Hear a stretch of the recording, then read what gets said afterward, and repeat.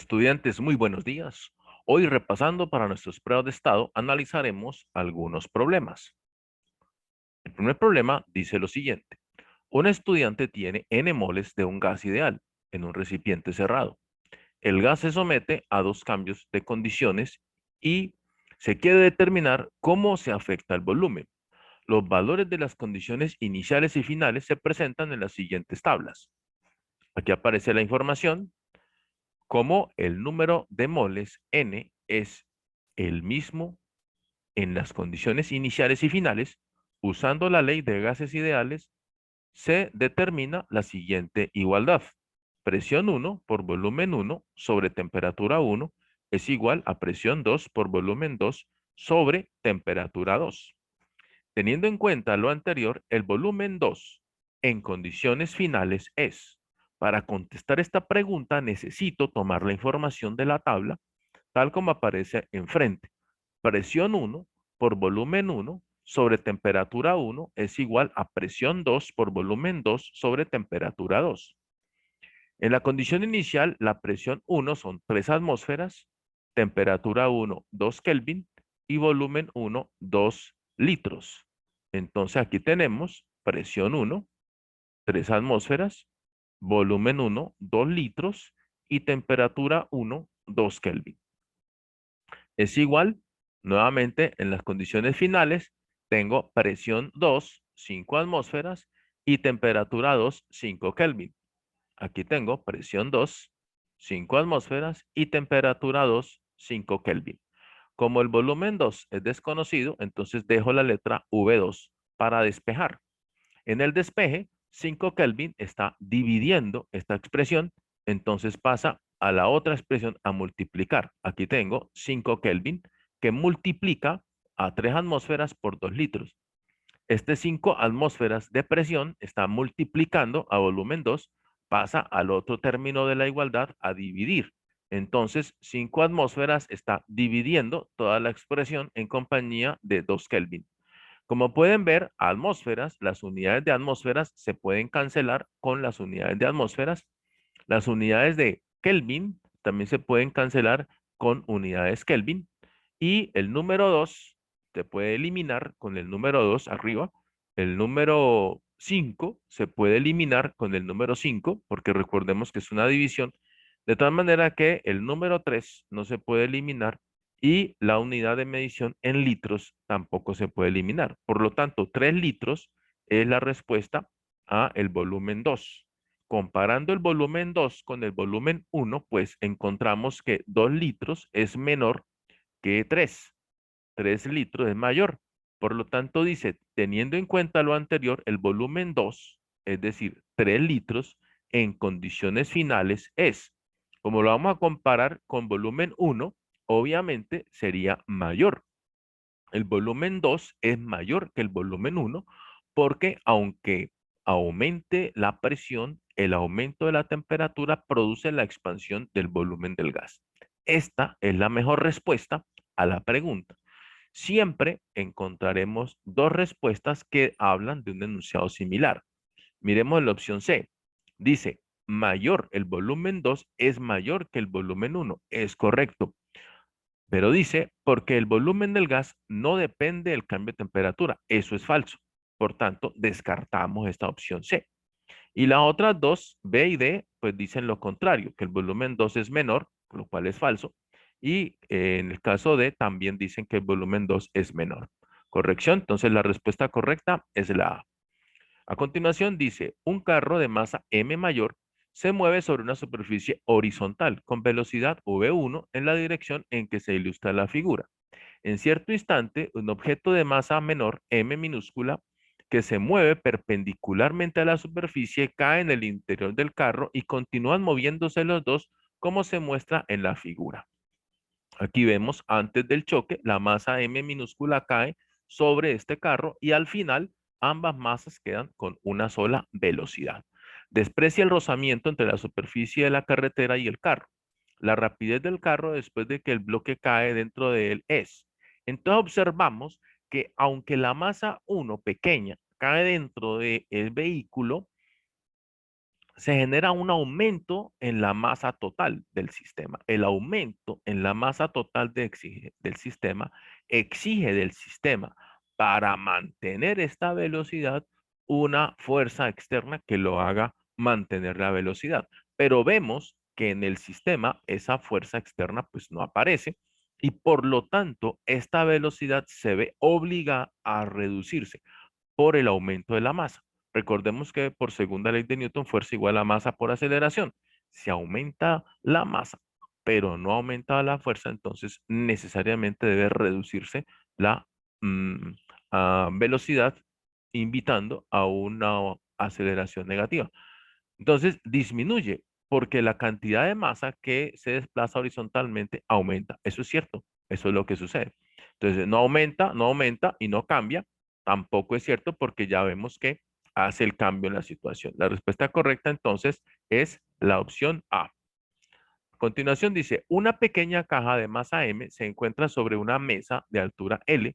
La distancia entre el suelo y el techo es H. Entonces aquí vemos el esquema.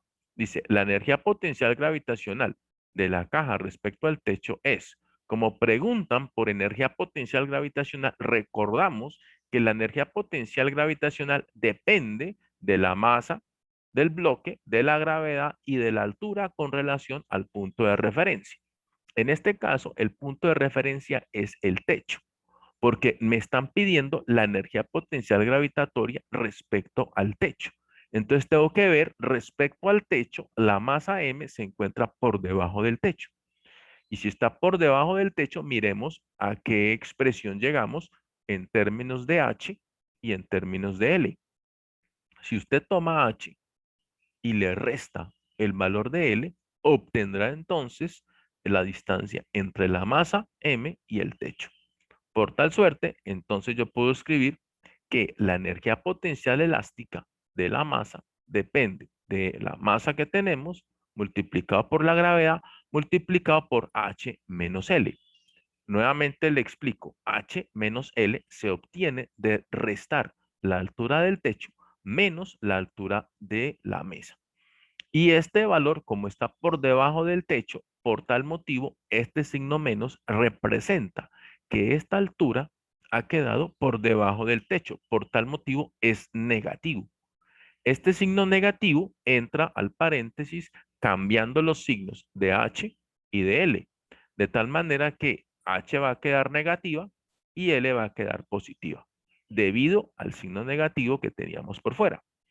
Luego, para ordenar nuestra respuesta, el H negativo lo voy a colocar al final y L, que es positivo, lo voy a colocar al inicio del paréntesis. De tal manera que la energía potencial de la masa por debajo del techo va a quedar multiplicando masa por gravedad, abro paréntesis, L menos H, tal como lo dice la opción A, que es la respuesta correcta. En la siguiente habla de dos masas o dos objetos iguales.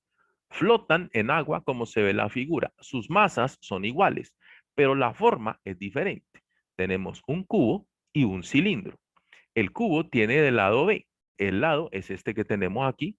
Por lo tanto, el cubo es de dimensiones B por B por B. El largo, el ancho y el alto son iguales a B. Y el cilindro tenemos la altura H mayúscula y el radio de la base es B. Aquí lo vemos. El radio es la distancia entre el centro de su base y el extremo. La razón H1 sobre H2 vale. Esta razón tiene que ver con las dimensiones de la figura. Entonces, para poderlo determinar, yo tengo que decir que las dos masas, como son iguales, tanto el cilindro como el cubo tienen la misma masa, entonces ambos tienen el mismo peso. Pero ambos están flotando en el agua. Eso quiere decir que ambos reciben una fuerza denominada empuje que les hace flotar. El empuje, en cualquier caso, depende del peso del líquido desalojado. Como ambos están flotando, entonces decimos que el empuje para cada uno de ellos es igual al peso. ¿Por qué razón? Porque si el empuje que los tira hacia arriba fuera mayor que el peso, pues ambos saldrían del agua y no estarían medio sumergidos. Si el empuje fuera menor que el peso, ambos se hundirían al fondo y no es lo que estamos observando en la imagen. Eso quiere decir que el sistema está en equilibrio y el empuje es igual al peso. Para calcular el empuje, entonces debo multiplicar, en el caso del cubo, el volumen del cubo sumergido, es decir, el volumen de la capa de cubo que está por debajo del agua, multiplicado por la densidad del agua y multiplicado por la gravedad. Como dijimos que era igual al peso, de la misma manera, el peso del cilindro, que es igual al peso del cubo, será igual al empuje del cilindro sumergido, que será entonces el volumen del cilindro sumergido por la densidad del agua por la gravedad. Estos dos términos, densidad y gravedad, son términos repetidos en la expresión. Como estamos hablando de la misma densidad del agua y de la misma gravedad, los puedo eliminar. De tal manera que el volumen del cubo sumergido debe ser igual al volumen del cilindro sumergido. Eso quiere decir que ambos volúmenes sumergidos deben ser de la misma magnitud. El volumen del cubo sumergido depende de las dimensiones del cubo. En este caso, B multiplicado por B multiplicado por H1. En el diagrama se entiende que es B en la base multiplicado por B multiplicado por H1 las dimensiones del cubo sumergido. Y para el caso del cilindro sumergido, entonces multiplico el área de la base, que es pi por radio al cuadrado, por la altura del cilindro sumergido. Entonces, si observamos nuevamente, el área de la base es pi multiplicado por b, que es el radio elevado al cuadrado, multiplicado por h2, que es la altura del cilindro sumergido. De esta expresión, matemáticamente puedo comparar que b multiplicado por b es b al cuadrado y por tanto b al cuadrado se puede eliminar o cancelar con b al cuadrado. Al eliminar estas dos expresiones, entonces en la igualdad obtengo que H1 es igual a pi multiplicado por H2. Como están pidiendo la relación entre H1 sobre H2, este H2 está multiplicando al lado derecho, entonces va a pasar a dividir al lado izquierdo y queda que H1 dividido H2 es igual a pi. En este caso, la respuesta correcta es la opción A. La opción A que vemos aquí, la respuesta es pi. Esta es la relación entre H1 y H2. En el siguiente ejercicio dice, el coeficiente de fricción entre un bloque y la superficie sobre la que se realiza es mu. De las siguientes situaciones, aquella en la que la fuerza de fricción sobre el bloque es menor es, la fuerza de fricción en cada caso depende de la fuerza normal. Quiere decir que a mayor fuerza normal, pues mayor fuerza de fricción. Y vemos que la fuerza normal depende de la masa del bloque, de la gravedad y del coseno del ángulo en cada caso. Quiere decir que según la función coseno, el ángulo entre 0 y 90 grados, cuando aumenta el ángulo, disminuye el valor del coseno. Eso quiere decir que a mayor ángulo de inclinación, menor será el coseno del ángulo y por tanto será menor la fuerza normal. Y por lo tanto también va a ser menor la fuerza de fricción. En el esquema, entonces vemos que en la figura B hay un mayor ángulo, por lo tanto tenemos una menor fuerza de fricción. Y la respuesta correcta es la B. Bien, espero que hayan podido adelantar, estudiantes, esas respuestas. En la última respuesta dice, dos buses viajan en línea recta y en direcciones contrarias sobre la misma autopista. En cierto instante, el bus 1 pasa por el punto A dirigiéndose hacia el punto B con rapidez constante de 20 kilómetros por hora.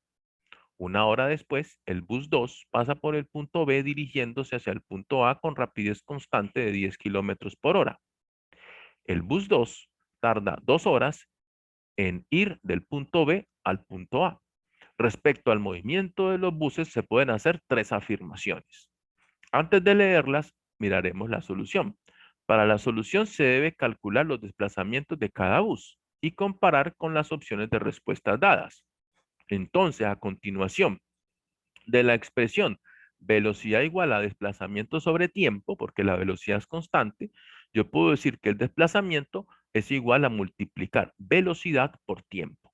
Para el caso del bus 1, yo puedo suponer entonces que el bus 1 viaja a una velocidad v1 y lo multiplico por el tiempo para obtener la distancia recorrida. La distancia recorrida por el bus 1 será entonces el resultado de multiplicar su velocidad por una hora. Esta hora que tenemos aquí es el tiempo que demora en hacer el recorrido. 20 kilómetros por hora por una hora me dará 20 kilómetros de recorrido. Y finalmente, para el bus 2 hacemos lo mismo. Como dice que una hora después hace su recorrido, entonces el bus 2, su recorrido será velocidad 2 por el tiempo empleado. La velocidad del bus 2 son 10 kilómetros por hora y el tiempo empleado será una hora más que el bus anterior, o sea, 2 horas. Esta multiplicación dice que la distancia recorrida por el bus 2 también es de 20 kilómetros. Entonces, en las opciones yo puedo interpretar que el bus 1 pasa por el punto B al mismo tiempo que el bus 2 pasa por el punto A. Pues esto no puede ser. ¿Por qué? Porque ambos buses recorren la misma distancia. Pero lo que sí es cierto es que el bus 1 se encuentra con el bus 2 en el punto B, justo antes de que el bus 2 salga de viaje. Porque cuando el bus 1 llega al punto B, en ese mismo instante el bus 2 sale del punto B hacia el punto A. Es decir, la opción 2 es correcta. Y la opción 3 es la velocidad de un bus tiene sentido opuesto a la del otro porque ambos van en sentido opuesto. Por lo tanto, la respuesta correcta es la opción D. Amigos, que tengan excelente resto de día y nos vemos la próxima. Hasta luego.